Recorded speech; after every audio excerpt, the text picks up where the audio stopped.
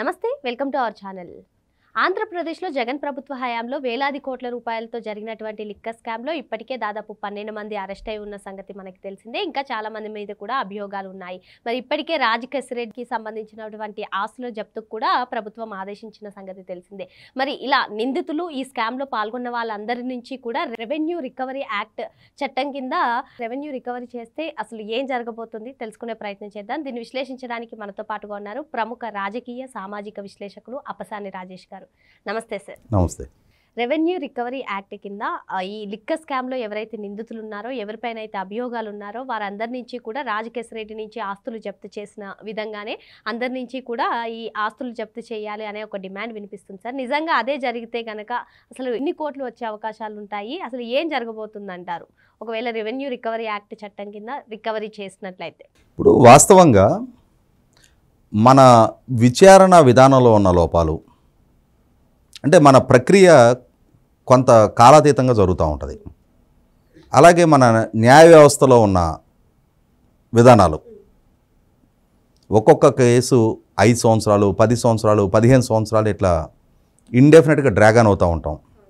మామూలుగా మనకి ఒక ప్రాజెక్ట్ ఏదైనా కాన్సెప్ట్లైజ్ చేశారనుకో జస్టేషన్ పీరియడ్ అంటారు.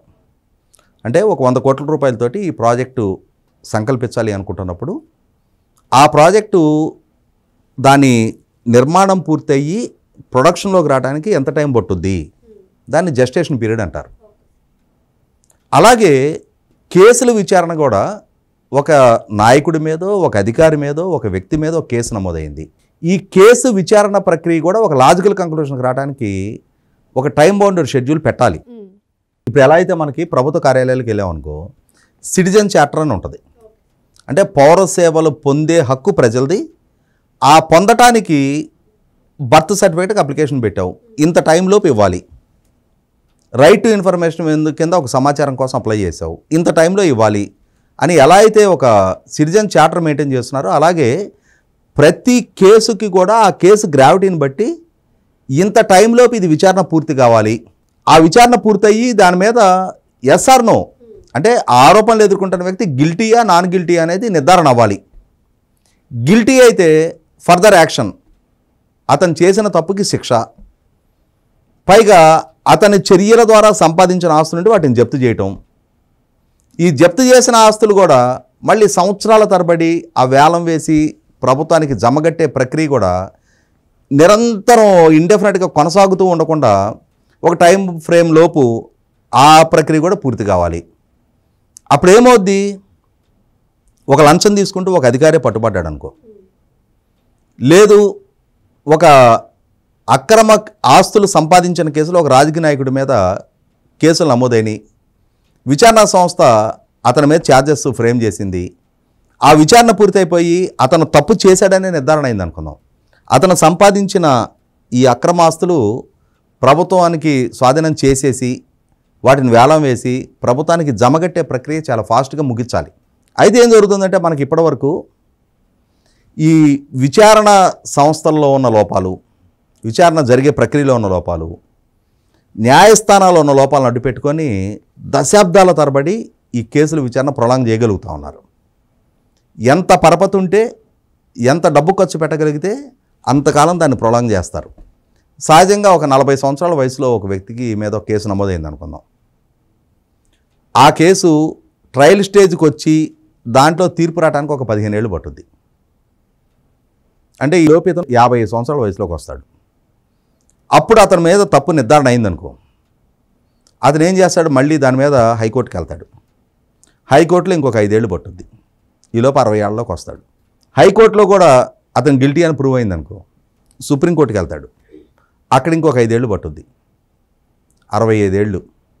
ఈ 65 సంవత్సరాలు అంటే 25 సంవత్సరాల కాలం ఇతనికి వ్యతిరేకంగా పోరాడే అధికారులు, ఆ కన్సర్న్డ్ లా డిపార్ట్మెంటు, ఆ కన్సర్న్డ్ నాయకులు ఇతని మీద ఈ ఛార్జెస్ తప్పనిసరిగా ప్రూవ్ చేయించాలి అనే మొట్టమొదటి రోజు పట్టుదల అప్పటికి ఉండకపోవచ్చు. ఈలోపు ఈక్వేషన్స్ మారిపోవచ్చు, వాళ్ళకి వీళ్ళకి చుట్టరకాలు కలవచ్చు, రాజకీయంగా పొత్తులు కలవచ్చు. దాంతో ఎక్కడో ఒక స్టేజ్లో డైల్యూట్ చేసే ప్రయత్నాలు కూడా జరగవచ్చు. అలా కాకుండా మనకి సుప్రీంకోర్టు జడ్జిగా ఉన్న రోజు ఎన్వి రమణ గారు ఆయన ఒక ప్రతిపాదన దేశం ముందు పెట్టారు.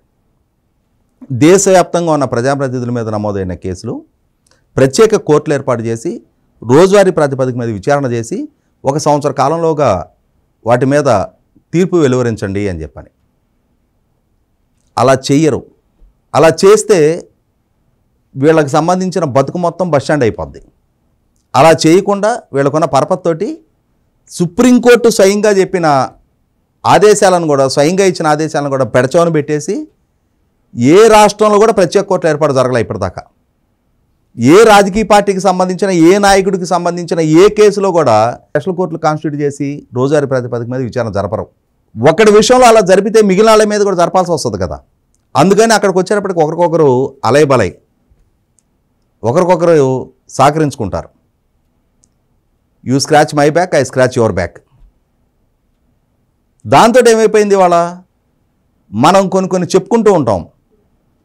ఇప్పుడు రాజకేశ్ రెడ్డి ఆస్తులు జప్తు చేసుకున్నారు కదా, అలాగే మిగిలిన వాళ్ళందరూ ఆస్తులు కూడా జప్తు చేసేసి ఆ ఆస్తులన్నీ రికవర్ చేసి ప్రభుత్వానికి జమ చేస్తే బాగానే ఉంటుంది, చేయాలి కూడా. కానీ పెద్దవాడి దగ్గరికి వచ్చేటప్పటికి తమలపాకుతో కొడితే అదే చట్టం చిన్నవాడి దగ్గరికి వచ్చేటప్పటికి తలుపు చెక్కతో కొడుతుంది. పెద్దవాడిని కూడా చట్టం తలుపు చెక్కతో కొట్టగలిగితే చట్టం నుంచి ఎదురుకాబోయే కాన్సిక్వెన్సెస్ ఇవి అని చెప్పిన భయం కలిగిస్తే అప్పుడు మొట్టమొదట తప్పు చేస్తే ఎక్కడో దగ్గర సమాధానం సంజేషించుకోవాల్సి వస్తేనే భయం కలుగుతుంది. అలా కలిగినప్పుడు తప్పు చేయకుండా ఉండటానికి ప్రయత్నం చేస్తాడు, అక్రమ సంపాదనకు పాల్పడకుండా ఉండటానికి ప్రయత్నం చేస్తాడు, ప్రజలిచ్చిన అధికారాన్ని దుర్వినియోగం చేయకూడదని చెప్పని బాధ్యత వ్యవహరిస్తాడు. అలా వ్యవహరించాలి అనంటే చట్టం కఠినంగా వ్యవహరించాలి.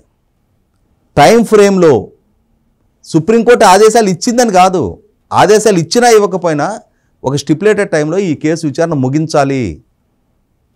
ఇంత టైం ఫ్రేమ్లోపు నేను ఈ కేసుని ముగించేస్తా అని చెప్పిన చిత్తశుద్ధితో అంకిత భావంతో కనుక న్యాయస్థానాలు నేను నమోదు చేసిన కేసు, ఆ కేసులో విచారణ ఎదుర్కొంటున్న వ్యక్తి అతను ఏ స్థాయి ఏ హోదాలో ఉన్నా సరే నా దృష్టిలో అతను ఒక అక్యూజ్డ్ అంతే, నేను మోపిన ఆరోపణలని నిర్ధారణ చేసే విధంగా న్యాయస్థానం ముందు ఎస్టాబ్లిష్ చేస్తా అనే పట్టుదల అంకిత భావం విచారణ సంస్థ దగ్గర కూడా, అది సిబిఐయా, సిఐడియా, ఏసీబీయా, ఎన్ఫోర్స్మెంట్ డైరెక్టరేటా, ఇన్కమ్ ట్యాక్సా, ఏ స్థాయి సంస్థ అయినా కానీ ఆ అంకిత భావం, చిత్తశుద్ధి ఆ విచారణ సంస్థ, ఆ సంస్థను రిప్రజెంట్ చేసే అధికారుల దగ్గర కూడా ఉండాలి. అలా ఉన్నప్పుడు ఒక టైం బౌండెడ్ షెడ్యూల్లో ఈ విచారణ పూర్తవుతాయి. వాళ్ళకి సంబంధించిన అక్రమ ఆస్తులన్నీ కూడా జప్తు చేయబడతాయి. ఆ ఆస్తులు కూడా, ఆ లిక్విడేషన్ ప్రాసెస్ కూడా ఒక టైం ఫ్రేమ్లో ట్రాన్స్పరెంట్గా ఆస్తులు వేలం వేయగలుగుతారు. ఎందుకంటే ఇక్కడ ఒక అంశం చెప్తాను నేను. జగన్మోహన్ రెడ్డి గారి అక్రమాస్తుల కేసులో లేపాక్షి నాలెడ్జ్ హబ్ అని చెప్పని అనంతపూర్ జిల్లాకు సంబంధించిన ఒక 8,000 ఎకరాలు జప్తు చేయబడి ఉన్నాయి. వాస్తవంగా వాళ్ళ నాయన రాజశేఖర రెడ్డి గారు హిందూ ప్రాజెక్ట్ అనే సంస్థకి ఆ భూములు కేటాయింపు చేశాడు. ఆ రోజున ఆ కేటాయింపు చేసినాడు. ఆ ప్రాజెక్ట్ రిపోర్ట్లో అరిచేతికిలో వైకుంఠం చూపించారు. అక్కడ యూనివర్సిటీలు వస్తాయి, రెసిడెన్షియల్ టౌన్షిప్లు వస్తాయి, పారిశ్రామిక సంస్థలు గ్రౌండింగ్ అవుతాయి, వేలాది మందికి ఉపాధి కల్పన జరుగుద్ది, ఆ ప్రాంతం ముఖచిత్రం మారుద్ది అని చెప్పని రైతుల దగ్గర నుంచి భూములు తీసుకున్నారు. ఎకరం ₹1,00,000 చొప్పున తీసుకున్నారు రైతుల దగ్గర భూములు. తీసుకొని ఈ సంస్థ కేటాయించగానే ఈ సంస్థ వాటిని బ్యాంకులో తాకట్టు పెట్టి, అంటే 8,000 ఎకరాలు సేకరించడానికి 1,100 ఎకరాలు వచ్చినాయి. అంటే ఆ 8,000 ఎకరాలు సేకరించడానికి వాళ్ళకి 100 కోట్లు కూడా ఖర్చు కాల. దాన్ని బ్యాంకులో 1,100 కోట్లకి మార్టిగేజ్ చేశారు. 1,100 కోట్లు తెచ్చుకున్నారు. తెచ్చుకొని వాళ్ళు వేరే వేరే వ్యాపారాలు చేసుకున్నారు. ఆ స్థలానికి కాంపౌండ్ వాళ్ళు కూడా కట్టల. గ్రాడ్యువల్గా బ్యాంక్ ఆఫ్ కన్సార్షియం వాళ్ళు ఈ లోన్ ఇచ్చారు. ఈ ఇంట్రెస్టులతో అక్యుములేట్ అయ్యేది 4,500 కోట్లకు చేరింది. ఈలోగా ఈ భూములు వచ్చేటప్పటికి బెంగళూరు, హైదరాబాదు నేషనల్ హైవే పక్కనే 2 వైపులా ఉంటాయి. చిలమత్తూరు అనే గ్రామం దగ్గర హైవేకి 2 వైపులా 10 కిలోమీటర్ల స్ట్రెచ్లో ఉంటాయి. అంత పొడవును ఉంటాయి. అంటే ఎంత ప్రైమ్ ప్రాపర్టీ. ఒక్కొక్క ఎకరం కోట్ల ఖరీదుకి చేరింది. 4,500 కోట్ల రూపాయలు వీళ్ళు బ్యాంకులకు లోన్లు ఎగ్గొట్టున్నారు. అంటే ఎకరం 50 లక్షల చొప్పున వేసుకున్నా కూడా లోను అనా పైసలతో కట్టేయచ్చు. అలా చేయలే. వీళ్ళు ఏం చేశారు, చేతులెత్తేశారు, ఇన్సాల్వెన్సీ పిటిషన్ ఫైల్ చేశారు. ఫైల్ చేసి ఇష్యూ నేషనల్ కంపెనీ లా ట్రిబ్యునల్కి చేరింది. జగన్మోహన్ రెడ్డి గారి మేనమామ మొన్న తిరుపతి దేవస్థానం బయట ప్రెస్ మీట్ పెట్టాడు కదా, రవీంద్రనాథ్ రెడ్డి, కమలాపురం ఎక్స్ఎమ్మెల్యే. ఆయన కొడుకు ఆ ఎన్సీఎల్టీలో 8,000 ఎకరాలు సుమారుగా 10,000 కోట్లు ఖరీదు చేసే భూమి 500 కోట్లకి అతని పేర బిడ్డింగ్ చేసేసుకున్నాడు. అంటే ఆస్తులు విలువేంటనేది ప్రభుత్వానికి ప్రజలకు ఒక స్పష్టత ఉంది.